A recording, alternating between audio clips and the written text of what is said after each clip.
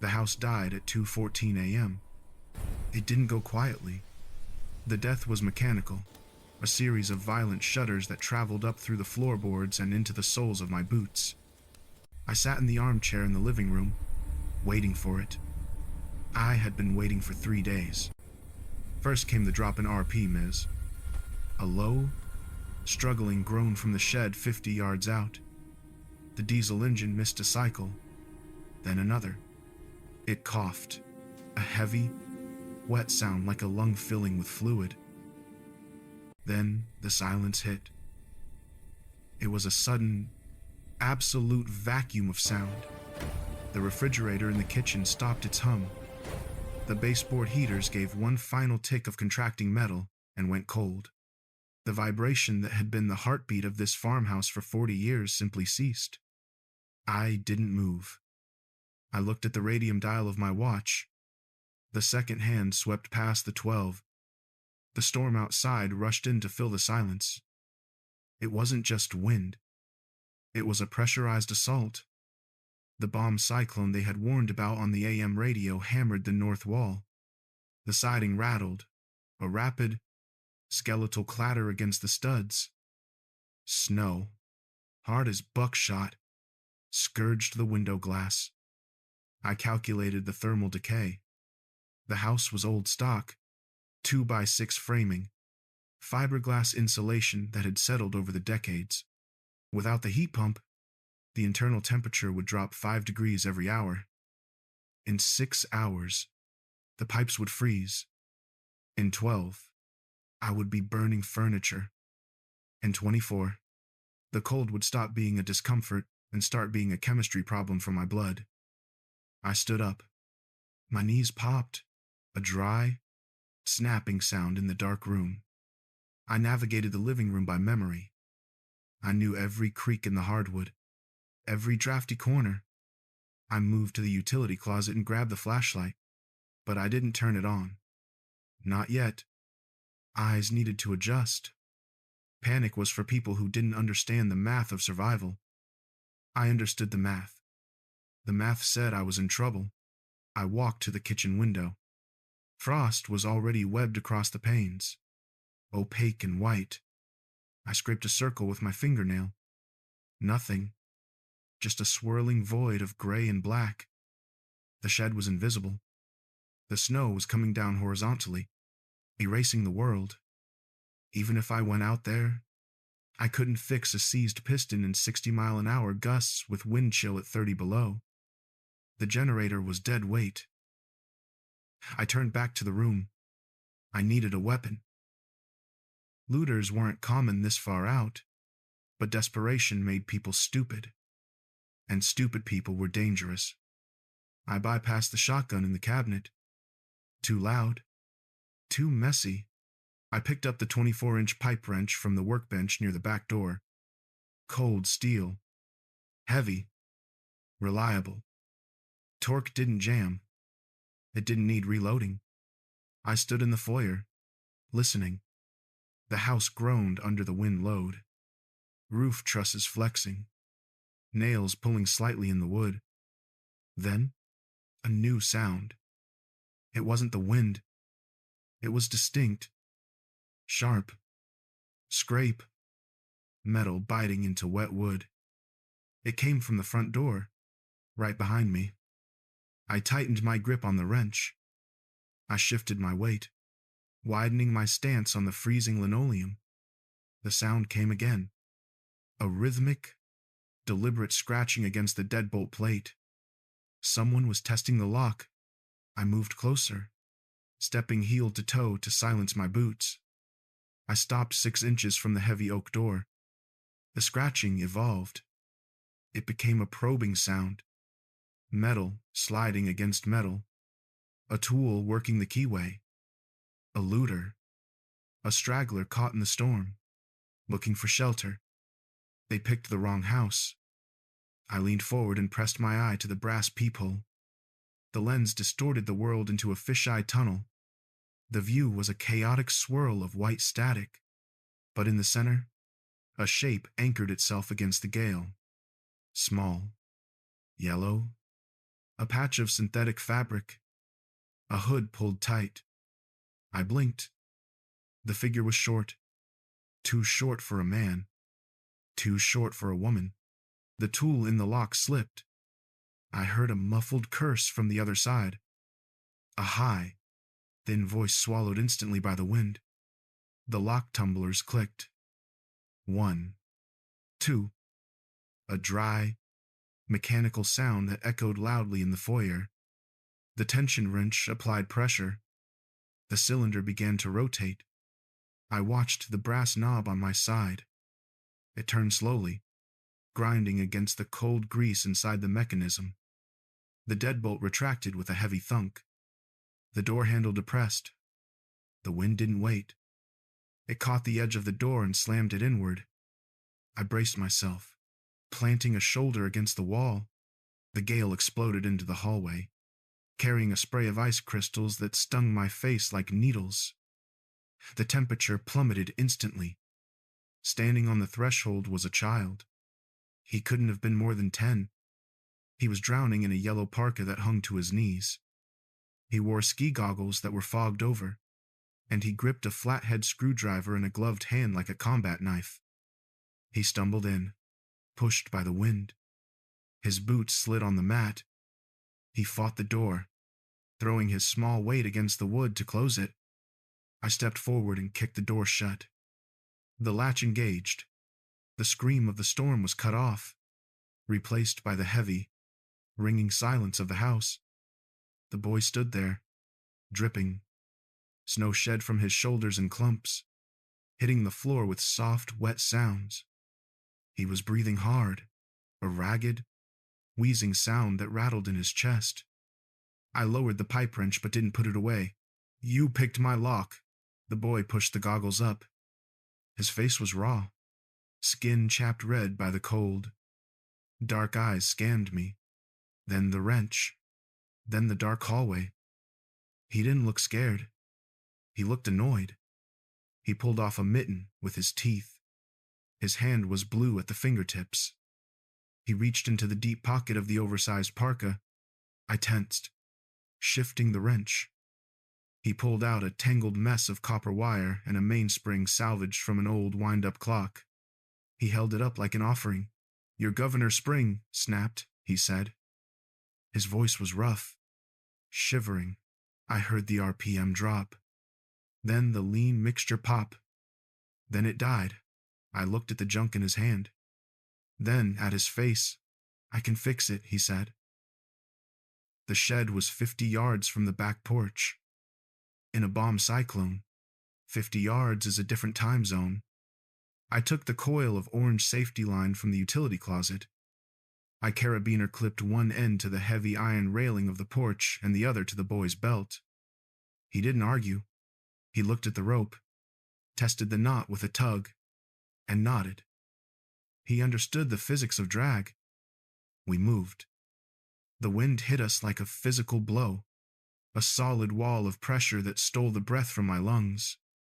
The snow wasn't falling, it was firing horizontally, stinging exposed skin like sandblast grit. I kept a hand on the boy's shoulder, pressing him down, keeping his center of gravity low. We crab-walked across the yard, the safety line singing a high, taut note in the gale. The shed door was frozen shut. I used the pipe wrench as a hammer, smashing the ice accumulation on the latch. Metal rang out, dull and flat in the roar. I put my shoulder into the wood and heaved. It cracked open. We tumbled inside. I kicked the door shut and threw the bolt. The silence in the shed was different from the house. It was the silence of a tomb. The air smelled of stale diesel, cold grease, and ozone. The temperature was identical to the outside, minus the wind chill.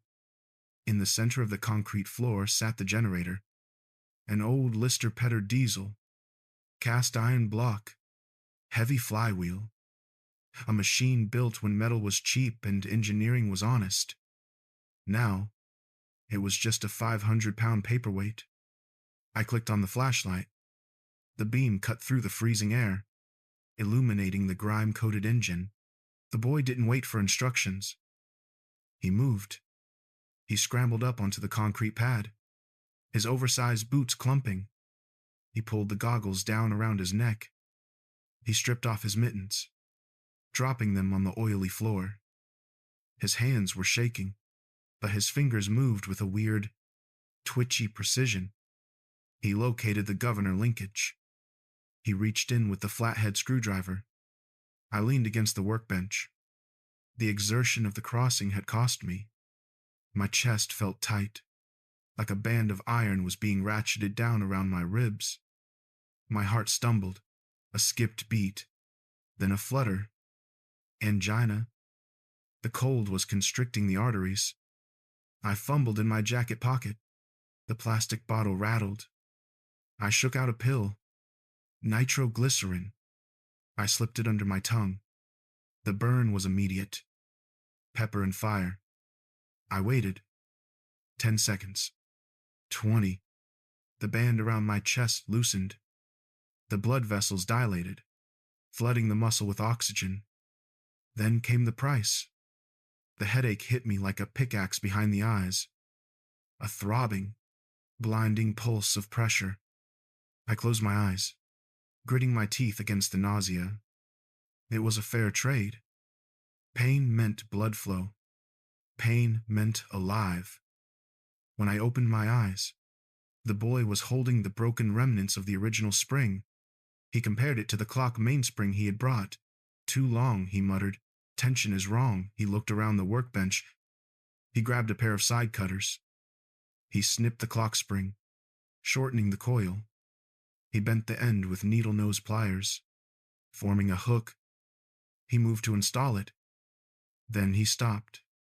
He looked at the connection point on the governor arm, then at the spring, then at me. Conductive, he rasped. He was right. The clock spring was uninsulated steel. If it touched the positive terminal on the solenoid bracket while vibrating, it would short the system. The fuse would blow. Game over. I watched him. I didn't help. I couldn't. My hands were numb, blocks of meat, and the headache was making my vision swim. The boy scanned the floor. He kicked aside a rag. He found a shattered ceramic spark plug insulator in the corner, trash from a tune-up 3 years ago. He picked it up. He placed the ceramic shard between the spring loop and the mounting bracket insulator, he said. He hooked the spring. The tension held. The ceramic piece kept the steel from grounding out. Crude. Ugly. Effective, governor set, he said. He jumped down from the pad. Start it. I looked at the pull cord. This model had an electric starter, but the battery was dead cold. That left the recoil start. High compression diesel. It took 70 pounds of force to turn it over. I looked at my hands. I looked at the boy. I can't, I said. The admission tasted like bile heart. The boy looked at my chest. He didn't offer pity. He processed the data. System failure. Operator incapacitation. He stepped up to the machine. He was 4 feet tall. The handle of the pull cord was at his eye level. He gripped the handle. He pulled. The engine didn't even shudder. The compression was a wall. He didn't have the mass. He stopped. He breathed. A cloud of white vapor puffing in the flashlight beam. He grabbed the cord again. This time, he didn't just hold it. He wrapped the nylon rope around his right wrist. Once. Twice. Locking his bone to the machine. Dangerous. If the engine kicked back, it would dislocate his shoulder or break his arm. Don't, I said. He ignored me. He stepped up onto the tubular steel frame of the generator. He balanced there, boots slipping on the cold metal. He crouched, coiling his body like a spring. He took up the slack in the cord until his knees were bent. His body pulled tight against the handle. He looked at me. His eyes were dark holes in the pale face. Chock the wheel, he said. I moved. The headache flared with every step. I kicked a block of 4x4 lumber behind the generator's caster wheel. The boy took a breath. He held it. Then he dropped. He didn't pull with his arm. He threw his entire body weight backward, launching himself into the air behind the machine, a 40-kilogram counterweight dropping into freefall. The rope went taut. The physics took over. Mass times acceleration. The engine turned. Chug. The boy hit the concrete floor hard. He didn't let go.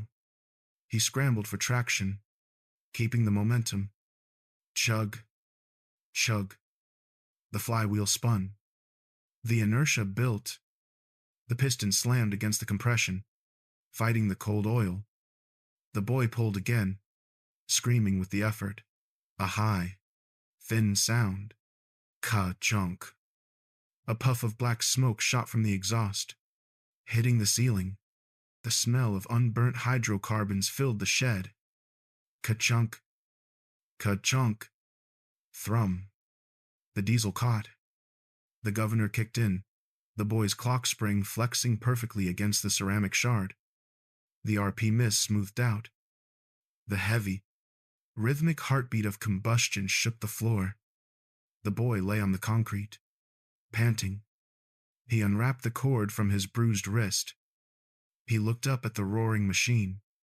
The pilot light on the wall panel flickered, then glowed a steady, beautiful red. Power. We came back inside. The kitchen lights were on, but they weren't right. The filaments in the overhead bulbs pulsed with a nervous, stroboscopic rhythm. 58 hertz, maybe 57. The old diesel in the shed was struggling to maintain frequency against the load of the house. I felt the fluctuation in my teeth, a low-level buzz that sat just behind the headache from the nitro. The boy didn't stop in the warmth. He moved straight to the basement door. He opened it, and the smell of the underworld drifted up, damp concrete, heating oil number 2, and the copper tang of old electricity. I stood at the top of the stairs. The pine slats were narrow, unvarnished since the Carter administration. I gripped the handrail. My left knee, the one with the meniscus tear from '09, locked up. I forced it to bend. Pain shot up the thigh, a hot wire tracing the femoral nerve. I took the first step. The boy was already halfway down. He moved without sound. No creaking boards. No heavy heel strikes. He flowed over the wood like water. I reached the bottom. The concrete floor was cold enough to seep through the soles of my boots. The basement was a graveyard of abandoned projects. In the center stood the furnace, an octopus-style gravity warm air system converted to forced air in the 80s. A hulking beast of cast iron and sheet metal, currently dormant. I hadn't fired it in 5 years. I relied on electric baseboards upstairs. Safer. Or just lazier. The boy went straight to it. He ignored the dust. He ignored the spider webs spanning the ductwork. He ran a gloved hand along the cold intake pipe. He found the seam where rust was bubbling under the gray paint. He wasn't just touching it. He was reading the metal texture like Braille, scanning for structural integrity. I leaned against a lally column, taking the weight off my bad leg. The air down here was heavy. Stagnant. Seized, I said. My voice sounded thin in the damp air. The Beckett burner assembly is rusted solid. Nozzle is probably gummed with sludge. I haven't serviced the filter since 2018. The boy didn't look up. He crouched. He pulled a penlight from his pocket, a cheap, plastic thing, but he held it like a surgical instrument. He clicked it on. He shone the beam into the inspection port of the combustion chamber. He tilted his head. 45 degrees. He tucked his chin down into his collar, protecting his throat from the draft. I stopped breathing. It hit me harder than the angina. Not the pain, the recognition. I knew that stance. I knew the specific geometry of that crouch. It was the way I stood when I was 30, diagnosing a turbine vibration at the hydro plant. It was the way I balanced when I was stripping a delicate escapement screw. It was the mechanic's crouch, a posture of total, focused tension. He wasn't mimicking me. He had never seen me work. This was hardware. This was encoded in the muscle memory of a species I thought had gone extinct. The species that believed anything broken could be fixed if you applied enough torque and patience. He stood up. He tapped the pressure gauge on the fuel line. Tap. Pause. Tap. 0 psi, he murmured. Feed line is vacuum locked. Tank is probably sludge at the bottom. I know the specs. I pushed off the column. It's dead tech. Leave it. He turned away from the furnace. He looked at the far wall. The breaker box. It was a gray metal coffin screwed into the cinder block. A square D panel, rusted at the corners. He walked toward it. The overhead bulb buzzed, a dying insect sound. Zizzed. Pop. Zizz. The light flared bright white, then dimmed to a sickly yellow dirty power, he said. The generator isn't phasing correctly. The sine wave is jagged. You're running inductive loads on a resistive curve. He opened the panel door. The hinges screeched. Inside, the fuses were the old glass screw-in type. Rows of glass eyes staring back at us. Some were clear. Some were blackened from past failures. He traced the wiring diagram taped to the door. The paper was yellowed, brittle as dead skin. His finger stopped at the main neutral bar.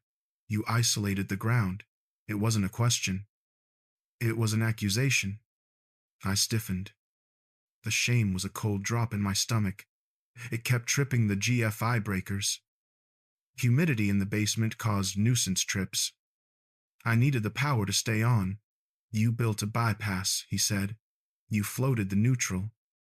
If a short happens, the chassis goes live. You become the ground. He turned to look at me. In the shadow of the basement, his eyes were depthless. He wasn't looking at a man. He was looking at a shoddy repair. He was looking at a code violation. How do you know that? I whispered. Because it's the lazy fix. He turned back to the panel. The generator can't handle the startup load of the refrigerator and the heaters at the same time. That's why the lights are pulsing. We're redlining the engine. It'll hold, I said. It will burn out the windings, he corrected. We need to shed load. He reached for the main breaker. Wait. I stepped forward. Cut the main. We lose the heat tape on the pipes. They'll burst, not the main. His hand hovered over the individual circuits. He was calculating. Amperage versus necessity. Survival versus comfort. Kitchen circuit. Refrigerator compressor. 15 amps. Click. The humming upstairs stopped living room outlets. Television. Lamp. Click bedroom baseboards. Secondary heat. Click. The basement plunged into semi-darkness. The only light came from his penlight, and the faint, erratic glow of the single bulb above us, which suddenly stabilized. The buzzing stopped. The light became steady. Solid. The generator outside changed its tone. The struggling groan smoothed out into a rhythmic, confident thrum. The frequency stabilized, essential loads only, he said, well pump. Furnace blower. Heat tape. Master bedroom heat. He closed the panel door. He latched it. He shone the light on my face. The beam was blinding. You were running everything, he said, greedy. I was cold. You were stupid. He walked past me. I felt the displacement of air, the smell of wet wool and ozone. He headed for the stairs, moving back up toward the light, toward the warmth he had just rationed. I stood there in the quiet. The house wasn't shaking anymore. The heart was beating slow, but it was beating. He stopped on the third step. He looked back down at me, standing next to the rusted furnace and the rigged electrical panel. Come up. Silas, he said, the real failure isn't down here. The kitchen was different now. It wasn't warm yet. The air still held the biting, metallic chill of the storm, but it was alive. I stood by the counter, gripping the edge of the formica. My legs felt like lead pipes. The climb from the basement had drained the last of the adrenaline reserve. Now, the chemistry of the nitroglycerin was fading, leaving behind a hollow, scooped-out exhaustion in my chest. I listened. Tick. A pause. Ping. The sound came from the baseboard heaters along the north wall, aluminum fins expanding as the element heated up. Thermal expansion. The metal was waking up, stretching against its casing. It was the most beautiful sound I had heard in 5 years. The boy stood in the center of the room. He hadn't taken off his parka. He was staring at the window, watching the frost melt on the inside of the glass. The water ran down in rivulets, pooling on the sill. Condensation, he said. Dew point is shifting. I didn't answer. I opened the cupboard. A can of beef stew. High sodium, high calorie. Fuel. I pulled the tab. The seal cracked with a sharp hiss. I didn't bother heating it. Heating took energy. Digestion generated its own heat. I grabbed 2 spoons from the drawer and slid the can across the table. Eat. He looked at the cold stew. He didn't complain. He climbed onto the chair, his oversized boots clumping against the legs. He ate with the same mechanical efficiency he applied to the generator. Scoop. Chew. Swallow. No wasted motion. I sat opposite him. I didn't eat. I watched him. He pushed the goggles up onto his forehead. For the first time, I saw his face clearly in the steady light. He was pale, with dark circles under his eyes that spoke of chronic sleep deprivation. There was grease on his cheekbone, a smear of 10W30 from the shed. His hair was matted with sweat and hat head. But his hands, I looked at his hands as he gripped the spoon. They were scarred. Small white lines crisscrossed his knuckles, burn marks on the thumb, calluses on the fingertips. These weren't the hands of a 10-year-old who played video games. These were the hands of a technician, hands that had slipped with screwdrivers, touched hot manifolds, stripped wire with their teeth. Where did you learn to bypass a neutral bar? He paused, spoon halfway to his mouth. Library? The 621 section. Applied physics and the generator manuals. PDFs. I read. He went back to eating. I reached for the bottle of water on the table. My hand trembled. A fine, high-frequency tremor. The aftermath of the angina. I took a sip. The water was room temperature, but it felt like ice in my stomach. You're running away, I said. It wasn't a question. He stopped chewing. He swallowed hard. He looked at the window again, at the black void pressing against the glass. I'm relocating, he corrected. Optimization of environment. From where? Foster care. The Potters. 4 miles west. I knew the place. A run-down ranch house on the county line. State money farming. They took in kids for the checks and spent it on lottery tickets and cheap beer. They'll be looking for you. No, he said. He scraped the bottom of the can. They won't. The roads are closed. Phones are down. And they don't check the rooms until noon. He put the spoon down. The metal clicked against the table. Besides, he added, looking me dead in the eye, I fixed their furnace before I left. They won't notice I'm gone until something else breaks. I stared at him. He fixed their furnace. He picked my lock. He fixed my generator. He balanced my load. A transactional existence. He paid for his space in BTS and torque. A smell hit me then. Acrid. Dusty. It was coming from the heaters. Dust. Accumulated over months of disuse. was burning off the electric coils. It smelled like dry toast and old attic insulation. To anyone else, it would be a stench. To me, it was the smell of victory. Convection currents were establishing, hot air rising, displacing the cold cap that had settled near the ceiling. The cycle was starting. I looked at the thermostat on the wall. 52 degrees. Up 4 degrees in 20 minutes. It's holding, I said, for now, the boy said. He slid off the chair. He walked to the hallway door and picked up the snow shovel he had left there earlier. I tensed. What are you doing? The intake, he said. The storm is backing around to the northeast. Drifts will pile up against the shed. If the generator intake gets blocked, the engine suffocates. Air-fuel ratio drops.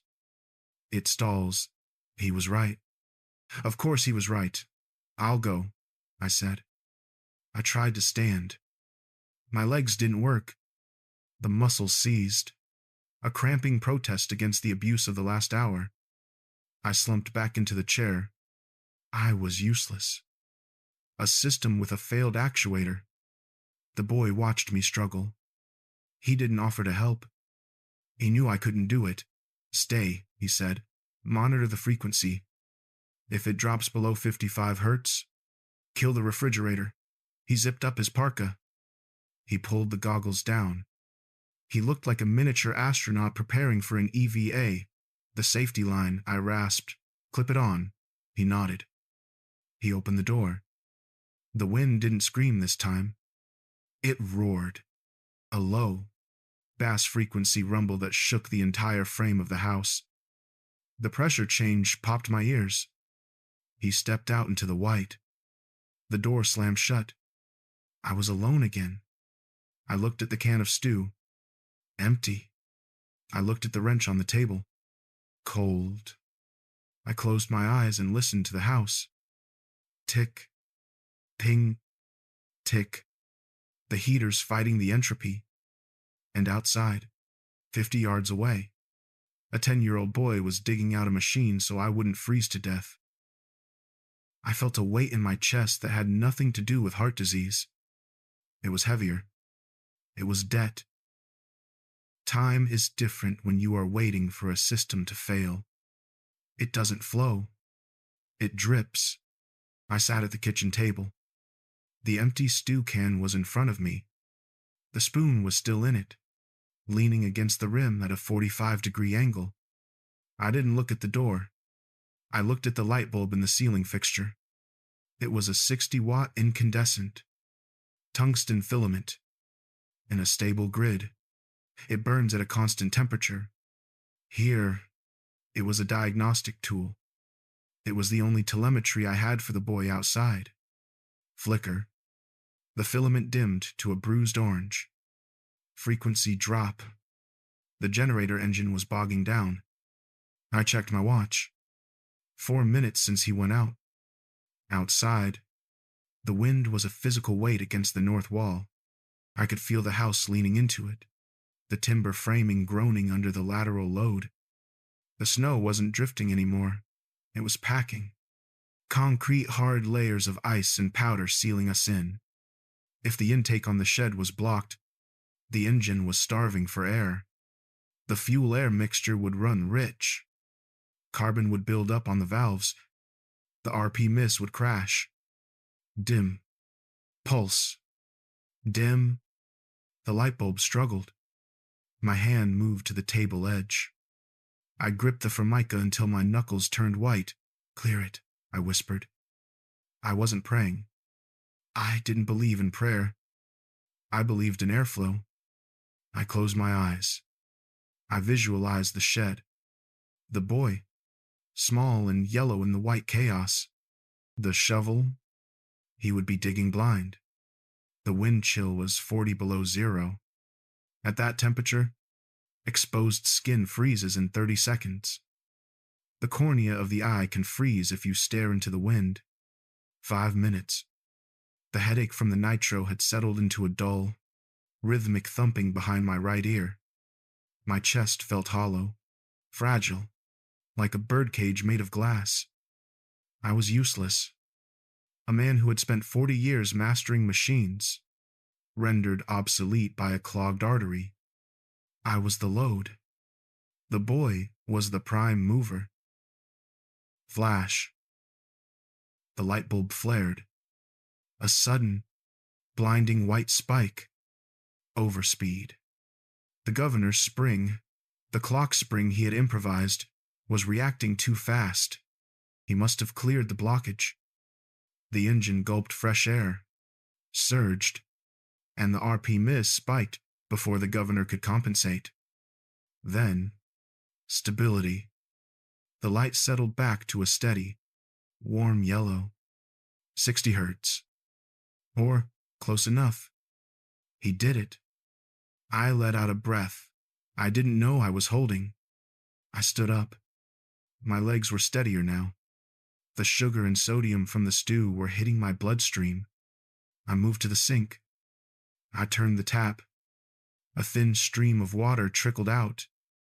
The well pump was holding. The heat tape hadn't failed. I filled the kettle. I put it on the stove. The propane burner lit with a whoomp. Blue flame. Heat. We needed heat. He would be coming back in soon. He had to. The human body has a thermal limit. He was burning calories just to stay upright in that wind. 6 minutes. I walked to the hallway door. I put my hand on the wood. It was freezing. Why hadn't he knocked? The job was done. The intake was clear. The frequency was stable. 7 minutes. Fear is a cold liquid. It starts in the stomach and fills the lungs. Maybe he fell. Maybe the wind knocked him over. In deep powder. A child weighs nothing. If he fell face down, the snow would fill his mouth and nose. He would suffocate in seconds. Or the tether. The safety line. I clipped it to the railing. But not slip. Carabiners freeze. Nylon snaps under shock loads. I grabbed the door handle. I hesitated. If I opened it, I broke the thermal seal. I let the storm back in. I risked the heat we had just fought to save. Logic said wait. Logic said he was competent. Logic said he knew the parameters. I gripped the deadbolt. To hell with logic. I threw the latch. I shoved the door open. The world exploded inward. White noise. White pain. The wind hit me like a shovel to the face, Leo. My voice was torn away instantly. I squinted into the maelstrom. The porch light was a faint, useless halo in the swirling snow. I saw the orange line. It was taut, stretched tight over the edge of the porch steps, disappearing into the dark toward the shed. It wasn't moving. I grabbed the rope. I pulled. Resistance. Dead weight. Panic spiked. I hauled on the line, hand over hand. My boots slipped on the icy floorboards. Leo, I pulled harder. The rope vibrated. Then, a shape emerged from the white. He wasn't down. He wasn't buried. He was walking. Slowly. Leaning backward against the wind, using the rope as a railing. He was trudging up the steps, head down, plowing through the drift that had already formed on the porch. He reached the threshold. He didn't look at me. He stumbled past me, into the hallway. I slammed the door. I threw the deadbolt. I leaned against it, gasping, my heart hammering a warning rhythm against my ribs. The boy stood in the middle of the foyer. He was a snowman. Ice coated his parka, his goggles, his pants. He stood there, dripping, shivering. Not normal shivering. Violent, convulsing tremors. His whole body was vibrating. I moved. I dropped to my knees in front of him. I didn't ask if he was okay. I knew he wasn't. I stripped the gloves off his hands. His fingers were white. Waxen kitchen. I ordered. I steered him into the room. I pushed him toward the heater. I unzipped the parka. The zipper was frozen. I had to yank it. Ice cracked. I peeled the coat off him. Then the flannel shirt. His skin was pale, mottled with red patches. Sit. He sat on the floor, right next to the baseboard heater. He curled his knees to his chest. I went to the stove. The kettle was whistling. I poured a mug of hot water. I found a packet of sugar in the drawer, old ration pack stuff. I tore it open and dumped it in. Simple carbohydrates. Fast fuel. I knelt beside him. I held the mug to his lips. Drink. He tried to hold the mug. His hands wouldn't close. The nerves were stunned. I held it for him. He took a sip. Then another. He coughed. Steam rising from his face. Intake, he chattered. His teeth clicked together, cleared. 4 feet of drift. I know, I said. I saw the lights. Good. He leaned his head back against the wall. He closed his eyes. The shivering was still violent, but his color was returning. A faint pink flushing the waxen white. I looked at the orange rope still clipped to his belt. I reached out and unclipped it. The carabiner was cold in my hand. He opened the eyes. He looked at the rope. Tether, he whispered. Good idea. Standard procedure, I said. I lied. I hadn't used a safety line in 20 years. I used it tonight because I was terrified of being alone in the dark. I stood up. I went to the window. I scraped the frost again. Outside, the storm was still screaming. But inside, the heater ticked. The light bulb burned steady, and the boy was breathing. We held the line. Night is a variable. In a storm like this, it isn't defined by light or dark. It is defined by fuel consumption. I sat in the armchair, keeping the vigil. The boy was asleep on the rug. He slept curled tight, knees to chest, maximizing heat retention. A survival posture. He hadn't asked for a blanket. I had thrown my heavy wool coat over him. He didn't move. His breathing was a slow, rhythmic rasp, syncing oddly with the hum of the refrigerator in the kitchen. I checked my watch. 4 a.m. The generator had been running for 5 hours on the current tank. The Lister Petter had a 5-gallon capacity. At 50% load, burning 0.4 gallons per hour. We had math on our side. But math assumes ideal conditions. Math assumes the fuel filter isn't gelled. Math assumes the injectors are clean. We were running on borrowed time and improvised engineering. I stood up. My joints were stiff, locking up like rusted hinges. The headache had receded to a dull background pressure, a reminder of the chemistry altering my blood flow. I walked to the window. The frost was thick again, rebuilding its lattice on the glass. The heat tape was fighting a losing battle against the conductive loss of the single-pane glazing. I scraped a peephole. Black. Just black. The storm hadn't broken. I looked back at the boy. In the dim light of the hallway bulb, he looked smaller, fragile. It was a deception. I knew the tensile strength hidden in that small frame. I had seen him actuate a flywheel with his own body weight. He twitched in his sleep. A hand shot out from under the coat, grasping at empty air, dreaming of tools, dreaming of falling. I walked to the kitchen. I needed to check the load. The refrigerator compressor kicked on. The lights dimmed momentarily, then stabilized. The governor was holding. The ceramic insulator was holding. I opened the pantry. I took stock of the reserves. 2 cans of beans, a box of crackers, dried pasta. Enough for 3 days if we rationed. I looked at the boy's parka, hanging on the chair. It was dripping onto the linoleum. I reached out and touched the fabric. Cheap, synthetic, not rated for this weather. I saw the pocket bulge. Curiosity is a technician's vice. I reached in. My fingers brushed against cold metal. I pulled it out. A multimeter. A Fluke 87. Top of the line. Industrial standard. I turned it over in my hands. It was battered. The yellow rubber casing scarred and stained with grease. Scratched into the backplate with a soldering iron was a name. J. Miller. Master electrician. Not his name. Stolen. Inherited.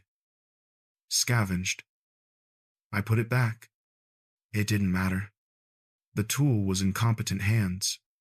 That was the only ownership law that counted out here. I went back to the armchair.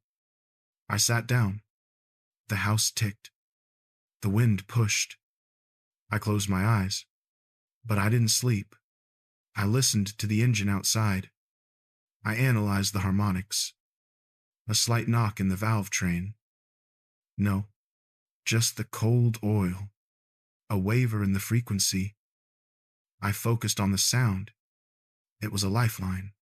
A silver thread of combustion connecting us to survival. Around 5:30, the boy woke up. No yawning. No stretching. He went from 0 to 100% wakefulness in a second. He sat up, shedding the wool coat. His eyes scanned the room, locating the exits, locating me, locating the source of heat. Status, he rasped. His voice was rougher than before. Stable, I said. Fuel is low, but sufficient until daylight. He nodded. He accepted the data. He stood up and walked to the window. He didn't scrape the frost. He put his hand against the glass, feeling the thermal transfer. Wind is shifting, he said. North-northwest. Pressure is rising. How do you know? My ears popped. He turned to me. He looked at the empty stew can on the table. Then, at the pantry, I need calories, he said, and coffee. Caffeine enhances cognitive function. I pointed to the stove. Percolator is in the cupboard. Beans are in the freezer. Grind them fine. He moved. He didn't ask permission. He treated my kitchen like a workshop he had been assigned to manage. He found the grinder. He found the beans. I watched him work. He measured the beans precisely. He leveled the scoop. He didn't spill a grain. It wasn't just hunger. It was ritual. The ordering of chaos. He set the percolator on the burner. The blue flame licked the metal bottom. He looked at the boy while we waited for the water to boil. You need to replace the brushes on the generator head, he said. They're arcing. I smelled the ozone when I was checking the intake. I know, I said. Parts are on back order. 6 weeks. Refinish the commutator, he said, sandpaper. 400 grit. It will buy you 6 months. I stared at him. 400 grit. It was the correct grit. I'll do it in the spring, I said. Do it Tuesday, he countered. Tuesday is forecasted to be clear. Don't wait for failure. The percolator began to bubble. The smell of coffee filled the room, rich and dark, masking the smell of old dust and fear. He poured 2 mugs. Black? No sugar this time. He handed one to me. Drink, he said. I took the mug. The ceramic was hot. It warmed my hands. We sat in the silence, drinking the bitter coffee, waiting for the sun to crack the gray wall of the storm. 2 mechanics on a break, waiting for the next shift. Dawn didn't break. It leaked in. The gray outside the window lightened by degrees, shifting from charcoal to the color of dirty dishwater. The wind finally died. It didn't taper off. It just quit, leaving a ringing silence that felt louder than the roar. The storm was over. I stood at the back door. The drift on the porch was 4 feet high, sculpted into a perfect aerodynamic wave against the siding, but the sky above was clearing. A patch of pale, hard blue showed through the clouds. The boy was already gearing up. He pulled the oversized parka on, zipped it to the chin. He put the goggles around his neck. He checked his boots, tightening the laces with a sharp yank. He was leaving. I didn't ask him to stay. Staying meant questions. Staying meant child services. Staying meant explaining why a 10-year-old master mechanic was living in a farmhouse with a cardiac patient. He had his own trajectory. I wasn't going to alter his orbit, but I couldn't let him leave empty-handed. I went to the workshop bench in the corner of the kitchen. I opened the top drawer. I took out a roll of electrical tape, a spare set of AA batteries, a small, folding pocket knife I kept for stripping wire, and a $20 bill, emergency cash I kept in a coffee tin. I put them on the table. "Take it," I said. He looked at the pile. He evaluated the inventory. He pocketed the tape, the batteries, the knife. He looked at the money. He hesitated. Then he took that too. Transaction accepted. He didn't say thank you. Thank you is social grease. We dealt in hardware. He reached into his pocket and pulled out a notepad. A small, spiral-bound thing, dog-eared and stained. He clicked a ballpoint pen. He tore out a page. He placed it on the table and began to draw. I watched over his shoulder. He wasn't drawing a picture. He was drawing a schematic. Lines were straight, drawn freehand but with ruler precision. Symbols were standard ISO electrical. Resistor, ground, switch, fuse. He sketched the bypass he had wired in the basement. He drew the generator governor linkage, detailing exactly where the ceramic shard should sit. He added notes in the margins. Block letters. Check gap weekly. Ceramic, brittle. Replace with mica if available. Neutral float is temp fix only. Restore ground when soil thaws. He finished. He capped the pen. He slid the paper across the table to me. "Documentation," he said, "so you don't blow it up when I'm gone." I picked up the paper. It was the best technical drawing I had seen in 20 years. Better than the manual that came with the generator. It was a map of our survival. "I can handle it," I said. "Double-check the torque on the governor nut," he said. "Vibration loosens it." He walked to the door. He didn't look back at the warm kitchen. He didn't look at the heater he had saved. He looked at the wide expanse of the world outside. "Where will you go?" I asked. It was the first time I had asked a personal question since he arrived. "West," he said. "There's a substation 10 miles out." Transformer hums. "It's warm. That's high voltage," I warned. "Dangerous. Only if you touch the wrong side," he said. He put his hand on the latch. "Leo," I said. He paused. He didn't turn around. "The Potter place," I said. "They have a propane tank." "The regulator leaks." "I smelled it last time I drove by." He nodded slightly. "Information received." "I fixed that too," he said. "Tighten the valve." "Replace the O-ring?" Of course he did. He opened the door. The cold air rushed in, crisp and clean. The sun was hitting the snow now, turning the yard into a blinding field of diamonds. He stepped out. He didn't wave. He just started walking, trudging through the drifts, a small yellow dot moving against the white, heading west, toward the hum of the grid. I watched him until he disappeared over the ridgeline. The yellow parka vanished into the tree line, swallowed by the pine forest. He was gone. The house felt empty. Not the empty of before, the hollow, dead empty of a failing system. This was a different kind of silence. It was the silence of a workshop after the crew has clocked out. A productive silence. I closed the door. I locked it. The deadbolt clicked home with a solid. A satisfying sound. I walked back to the kitchen table. The coffee mugs were still there. The empty stew can. And the paper. I picked up the schematic. The ink was blue, sharp against the white rule. Neutral float is temp fix only. I ran my thumb over the paper. The lines were indented, pressed deep by the force of his pen. He wrote like he worked, with pressure, with intent. I folded the paper carefully.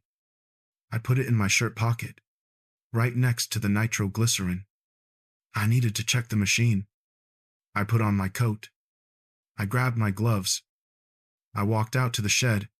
The sun was high now, the light reflecting off the snow with a glare that made my eyes water. The air was still bitterly cold, but the wind was gone. I reached the shed. The door was clear. The wind had scoured the entrance just as he predicted. I opened the door. The sound hit me first. Thrum. Steady. Rhythmic. Unbroken. The old Lister Petter was chugging away, rocking slightly on its mounts. The smell of diesel exhaust was thick, but it was a good smell. It was the smell of combustion doing work. I walked over to the governor linkage. I shone my flashlight on his repair. It was ugly. A piece of jagged white ceramic wedged against a rusty bracket. A coil of blued steel from a clock spring, hooked with pliers. Copper wire twisted and taped. It looked like junk, but I looked closer. The tension on the spring was perfect. The ceramic was positioned exactly at the fulcrum point to isolate the current while maximizing mechanical advantage. The wire twist was a Western Union splice, tight, self-locking. It wasn't junk. It was elegance. It was engineering stripped down to its rawest form. Survival physics. I watched the spring flex. In, out, in, out. Regulating the fuel, keeping the RP-Ms locked at 1800, maintaining the frequency, maintaining the life of the house. I reached out and touched the engine block. It was hot, vibrating, alive. My chest didn't hurt. The headache was gone. I looked around the shed. My tools were scattered on the bench. The pipe wrench. The screwdrivers. I picked up a rag and wiped a smudge of grease from the valve cover. Good fix, I said to the empty room. I didn't say it softly. I said it with authority. The way a foreman speaks to a mechanic who has just pulled off a miracle. I checked the fuel gauge. 3/4 full. He must have found the reserve jerry can in the corner and topped it off while I was sleeping. He hadn't mentioned it. He just did the work. I patted the warm metal of the engine. Run, I commanded. I turned and walked back out into the snow. The world was cold. The winter wasn't over. The pipes would freeze again.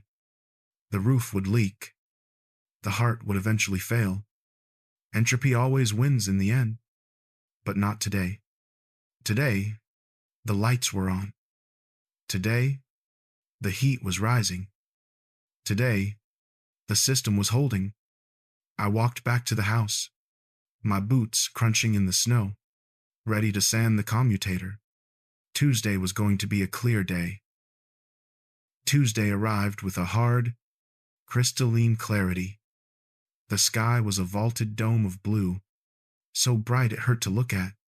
The sun reflected off 4 feet of packed snow, creating a double exposure of light that searched out every shadow in the valley. The albedo effect. It was blinding. I stood in the shed. The door was propped open with a cinder block to let the fumes vent. The Lister Petter was silent. I had shut it down at 8 a.m. The silence wasn't scary anymore. It was a scheduled pause, a maintenance interval. I had my tools laid out on a clean rag on the workbench. The protocol was strict. Cleanliness is the first law of mechanics. I held a strip of emery cloth, 400 grit, just as he specified. I knelt by the generator head. I removed the inspection cover. 2 wing nuts. They turned easily, the threads greased by the oil mist in the air. Inside, the copper commutator bars were dark with oxidation and carbon buildup. Arcing scars. He was right. It was on the verge of failure. I wrapped the emery cloth around my finger. I reached in. Scrape. Rotate. Scrape. It was slow work. Precise work. You had to remove the oxidation without scoring the soft copper. You had to feel the texture change through the abrasive paper. I worked for an hour. My knees ached on the concrete, a dull throb that synced with the pulse in my neck. I ignored it. Pain is just a sensor reading. When I finished, the copper gleamed like new money. Bright. Conductive. I checked the brushes. They were worn, down to the last quarter-inch of graphite. They would need replacing soon. I made a mental note to order them. Not someday, today. As soon as the phone lines were up, I picked up the governor linkage. The boy's repair held fast. The ceramic shard was seated perfectly, a white tooth in the dark machinery. The clock spring was blue-tempered steel, retaining its tension memory. I decided not to replace it. A factory part would be cleaner. It would be to spec, but it wouldn't be this. This was a provenance. A modification record. I wiped the housing down with a rag soaked in kerosene. I cleaned the cooling fins. I checked the oil level. The dipstick showed full, the oil black but viscous. I stood up. I wiped my hands. I looked at the machine. It wasn't just a lump of iron anymore. It was a collaborator. Ready, I said. I didn't need to start it. The grid power had come back on an hour ago, a sudden, surging hum from the transformer down the road. The house was running on utility mains now, but the generator was ready. Standby mode. I covered it with a canvas tarp. I tucked the corners in. I walked out of the shed. The air was still cold, biting at my nose, but the sun felt warm on my back. I looked west, toward the tree line where the power lines cut a swath through the forest. Somewhere out there, 10 miles away, a substation was humming. A massive, oil-filled transformer stepping down high voltage for the county. I wondered if it was warm. I wondered if he found the spot where the vents blew hot air. I checked my watch. 11 a.m. Time to check the furnace. The house was quiet, but it was a living quiet. The refrigerator hummed its steady B-flat note. The furnace in the basement, which I had spent the last 3 hours cleaning, cycled on with a deep, reassuring whoosh. I sat at the kitchen desk. The chaotic pile of unassigned parts and unpaid bills was gone. I had cleared it. In the center of the desk lay a single sheet of paper, the schematic. I had smoothed it out. I had taped the corners down. I picked up a pen.